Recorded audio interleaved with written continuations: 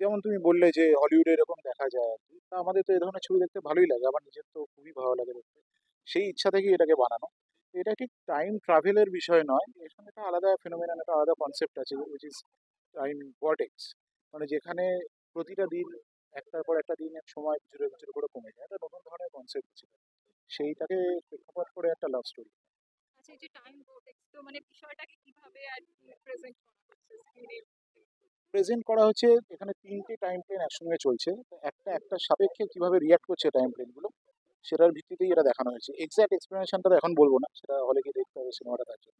আচ্ছা, এই যে মানে এই যে টাইম ভর্টেক্স এর যে ব্যাপারটা, হ্যাঁ, কখনো নিজেকে এইভাবে ভেবেছো যে তুমি যদি কখনো এই যে এরকম একটা সিচুয়েশনে স্টাক হয়ে যাও, তাহলে তারপর মানে তুমি কি করবে? আমি এসবই ভাবি বেসিক্যালি, এরকম কি হবে না হবে।